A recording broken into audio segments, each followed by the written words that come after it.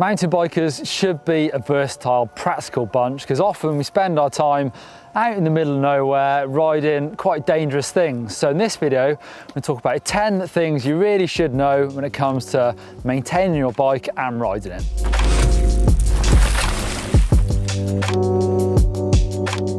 Moving around on the bike is as simple as just moving your hips front to back, but also side to side.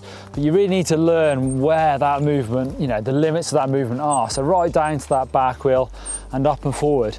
And what you often see with beginner and intermediate riders is they don't move enough, or that's because they've moved too far at the wrong time and had a crash because of it.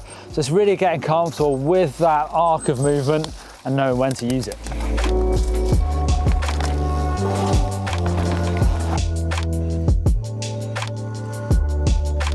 And when it comes to cornering, that's when you start moving your hips around the side of the bike. So trying to keep to the outside.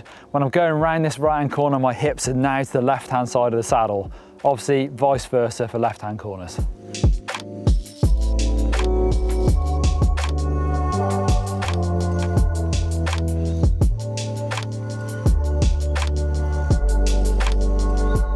Bunny hopping, yes, it's the big one that really sets mountain biking apart from road cycling. Okay, once a year, Peter Sagan does hop up a curb and the road cyclists absolutely lose their shit. But with mountain biking, it's really not a hard skill to learn. You can do it in an afternoon and you can use it hundreds of times on a ride, especially when it comes to jumping properly and riding technical terrain. We've done absolutely loads of videos about how to bunny hop, so check those out. But the most common mistakes are always people trying to use their muscles, so trying to use their arms and their legs to muscle the bike up and into the air, and it's all about using your weight to do it.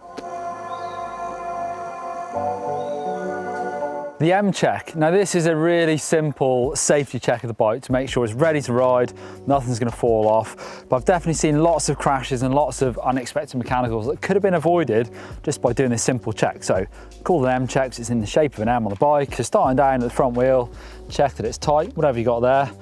Got one of those Maxels. You can kind of look at it and tell that it's tight, but I definitely like to double check it. Then the front wheel, go around, give the spokes a squeeze together. They shouldn't move any more than sort of couple of millimeters. If they do, then you've got a loose spoke and that needs addressing. Tire pressure, ready to roll. Right, up to the bars, check everything's nice and tight. Really with bars, these things don't come loose, but you might as well have a bit of a fiddle with them. Down to the BB, grab your crank arm, give it a wobble. You'll be able to feel if any of your bearings are starting to go on the bottom bracket or even on your suspension. Same with pedals, give them a spin. Up to the saddle. Again, like bars, they don't really come loose, these things. You can check these bolts if needs be. And final part of the M, down to the rear wheel. Same as the front, check your axle. These can come loose if you're riding really rough trails. That was maybe a little bit loose. Again, check my spokes, and whilst I'm here, I can check my brake pads visually. Being first aid trained is something that's often overlooked in our sport. And it's something that, I've been around the sport for maybe 25 years and I've seen and had my fair share of injuries. So knowing what to do in those situations can make a difference between life and death. Often it's just a case of helping someone out who maybe has broken a wrist or broken a collarbone. But you do see and hear of much more serious injuries out on the trail. So when I was a coach, I had to be first aid trained. So I took a course that was a 3-day course, really specific into sort of outdoor sports. And now I refresh that every 3 years. And whilst maybe I can't remember everything about it, I can remember enough to hopefully make a difference out on the trail. So I definitely recommend getting out there and looking for a first aid course. What is essential riding equipment? Well, helmet, definitely. Gloves, yeah, a good idea. Good pair of shoes also. What about glasses? Well, yes, they're protecting your eyes from dust, dirt, flying bugs, branches, but are they more than just eye defenders? Do they actually help you ride faster and affect your performance? Getting the right saddle height. Now this is probably the most boring thing that every mountain biker should know, but if you get it wrong, you'll know about it. You'll get sore hips, sore bum, not get as much power as possible. So you want it set at the right height, at maximum extension if you've got a dropper post, so that you've got still a slight bend in your knee and your hips aren't rocking side to side. A quick way of setting your saddle height that's maybe a little bit old school is to put your heel on the axle of the pedal, and then your leg should be pretty much straight. Once you put your ball of your foot back there, you'll have a bit of a bend in your knee. How to set sag. Now with a full suspension bike, and air suspension is probably the most common one, it's super easy. All you need is a shock pump.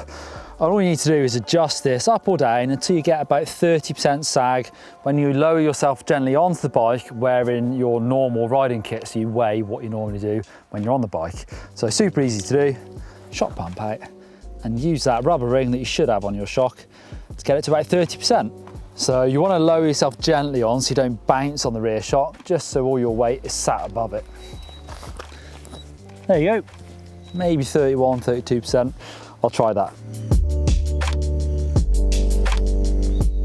The fork is exactly the same idea, but I would run slightly less, more about 25% sag. On this RockShox Lyric, it says it's a 170 fork, so 170, and gives me a guide. So I want it to sit back there, 25%. And with a fork, the easiest way of doing it is, again, don't bounce on your bike, get up and roll along, and I like to get my shoulders just above the bars to get some weight onto it.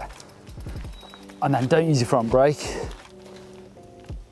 And what's that? It's about 28% probably, so maybe a little bit soft. How to fix a flat. Now this is something that everyone should learn with a bit of experience. Sometimes experience of emergencies when you've just got to do it and you haven't learned how to do it properly. And just maintaining your bike, changing tyres. You'll learn how tight your tyres are on your rims. You might need to take things like tyre levers. Also with tubeless, you still need to carry a spare tube most of the time, because if you rip a tyre and you can't fix that, you'd have to put something in it. You can get tubeless plugs. There's various different ways of fixing your tyres. Again, keep trying different methods. Bit of experience, you'll learn how to get yourself out of most situations. So there's 10 things every mountain biker should know. I bet you all know them already, but thanks for watching. If you want to see a video where Blake tells you how to learn how to crash, over there, it's very entertaining. If you want to see one from Doddy about how to fix your tubeless tyres in a bit more detail, down there for that one. Thumbs up and hit that subscribe.